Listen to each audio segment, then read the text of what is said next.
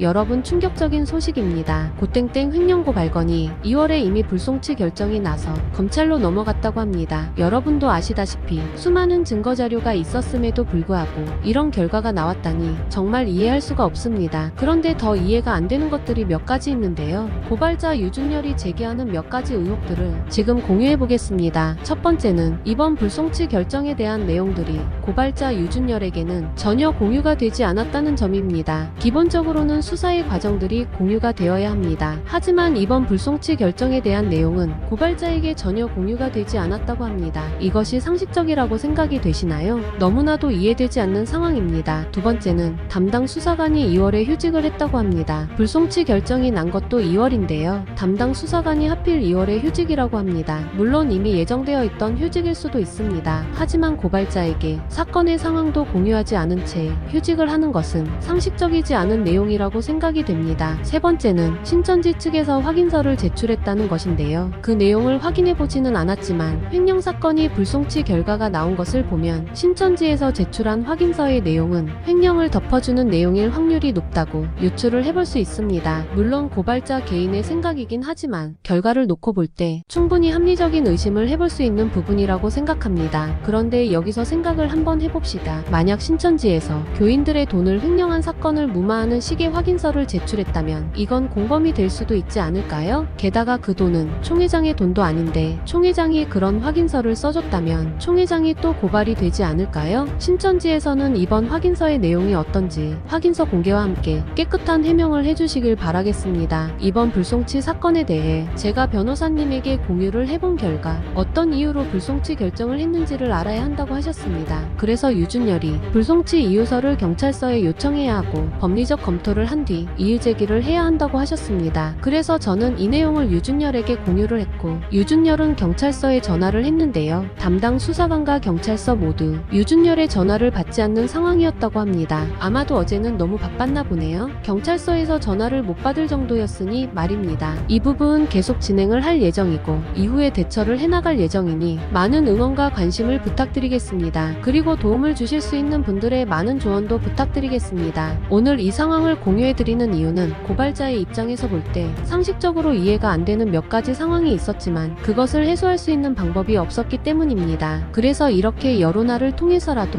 확실한 해명을 바라고 있는 것인가, 공정한 수사가 진행되기를 바라는 공익적 목적에서 제작했음을 밝힙니다.